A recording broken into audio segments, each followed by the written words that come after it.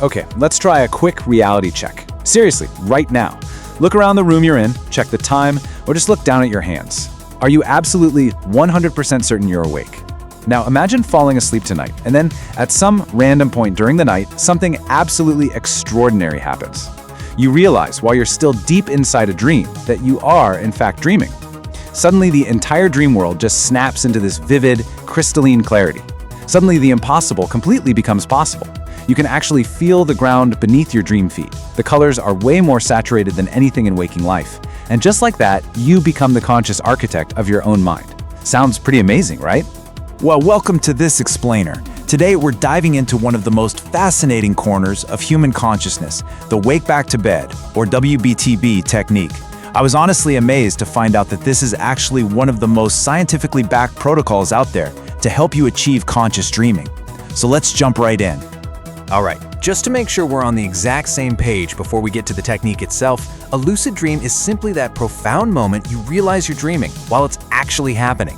It's a real game changer because it transforms you from a passive observer, someone just being dragged along by the random, bizarre narrative of your sleeping brain, into a fully active, conscious explorer. So here's our roadmap for today's journey. First, the map, looking at sleep science. Second, the vehicle, which are the exact WBTB steps. Third, navigation tools and multipliers. Fourth, hazards and troubleshooting. And finally, number 5, the horizon. Okay, let's start with section 1, the map, the science and history of dreaming. This isn't exactly a new concept.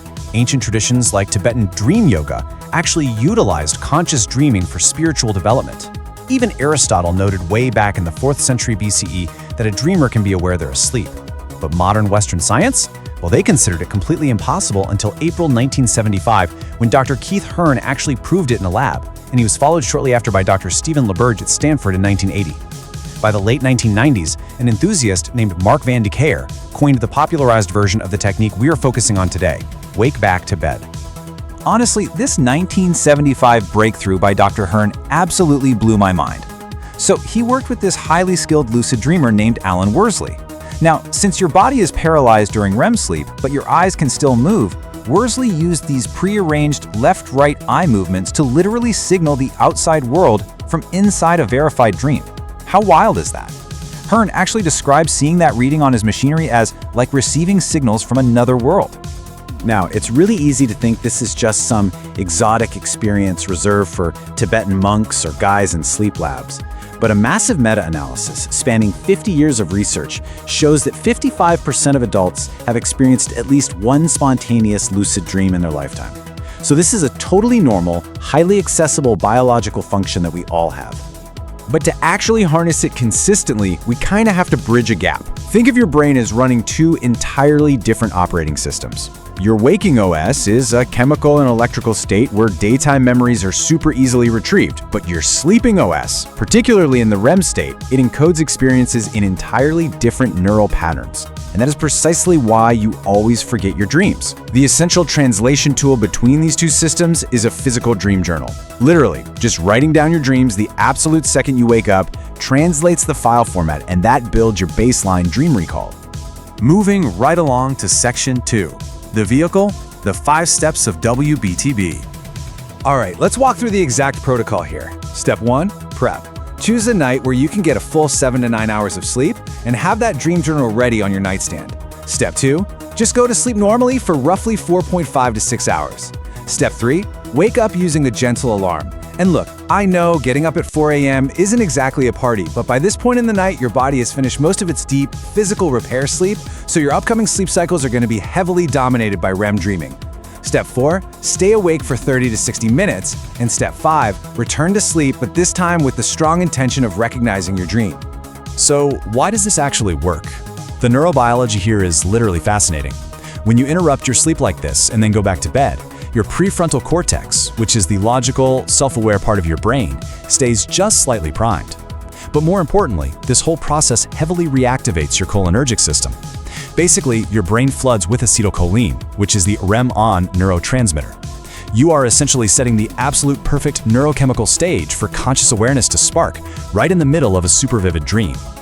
Okay, on to section 3, navigation, tools, and multipliers. think of WBTB as just the amplifier, right? You still need a specific technique to play through it. For instance, you can use mild, which is mentally rehearsing recognizing a dream and using verbal affirmations as you fall back asleep. Denholm-Aspey did a study in 2017 and found this combo achieved a massive 54% success rate. There's also wild, where you try to maintain continuous consciousness as you actually fall asleep.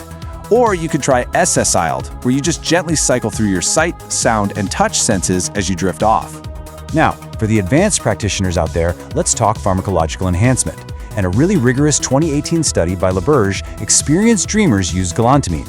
It's a supplement that actually prevents the breakdown of that precious acetylcholine we talked about earlier. Just look at the 8 milligram dose on this chart. It nearly tripled the success rates compared to the placebo, jumping all the way to 42%. Now, obviously, this isn't medical advice, and supplements definitely carry real side effects, but you have to admit that biological data is pretty striking. Which brings us to Section 4, Hazards, Troubleshooting, and Safety Boundaries. Listen closely here, because what you do during that 30 to 60-minute wake period is absolutely critical. If you mess this up, the whole technique fails. So here are the strict rules. No bright screens, no heavy meals, absolutely no scrolling social media, so no checking TikTok at 4:30 in the morning, no emotional stimulation, and definitely no work or analytical thinking. Any of these things will instantly activate your daytime alertness networks and completely ruin your return to sleep. You really just want to be doing calm, dream-focused activities, like reading that dream journal or just meditating. Okay, another hurdle some people run into is sleep paralysis. And yeah, I know, it sounds super terrifying. But learning the biology actually takes the fear away entirely. It's a completely normal, physiologically harmless biological quirk. See, your body naturally paralyzes itself every single night during REM sleep anyway, just so you don't physically act out your dreams. Sometimes, with WBTB, your mind just happens to wake up while your body is still in that locked state. That's all it is. It's harmless. In fact, advanced practitioners actually use this state as a direct doorway to step right into a lucid dream. Now, we definitely need to establish some clear ethical and safety boundaries here. Sleep is absolutely critical for your health, and WBTB intentionally disrupts your normal sleep architecture. Because of that, it really shouldn't be used by anyone under 18 whose brain is still developing. It is also a definite no for individuals with sleep disorders, depression, or anxiety, simply because chronic sleep disruption can genuinely harm your physical and mental health. Treat this as a specialized tool to be used sparingly, maybe just once or twice a week at most. And finally, Section 5, the horizon, the future of conscious dreaming. So, why go through all this effort waking up in the middle of the night? Well, because the practical applications are literally life-changing. For instance, lucid dreaming therapy is actively being used right now to reduce the frequency and distress of PTSD nightmares by finally giving patients mastery over their dream space. Athletes are using it to rehearse physical motor skills, and studies actually show that this translates to real waking performance improvements. It's basically this boundless playground for nonlinear problem-solving, massive creative inspiration, and just profound personal self-discovery. And you guys, the science is only accelerating. Just in 2024, Kenneth Paller's laboratory at Northwestern University used a method called targeted lucidity reactivation. By playing specific auditory cues during REM sleep, cues that participants had already associated with mindfulness during their WBTB wake period, they achieved a nearly threefold increase in lucid dreams. We are rapidly entering this wild era where behavioral techniques and cutting-edge neuroscience just seamlessly merge. Which really just leaves us with the ultimate question. Think about it. You spend roughly 1/3 of your entire life asleep, completely unconscious of the incredible world your brain is building for you every single night. The WBTB technique is essentially the key to unlocking that door. Sure, it takes patience, a dedicated dream journal, and a lot of respect for your biology. But if you safely take control of those sleeping hours and become the conscious architect of your own mind, what will you build?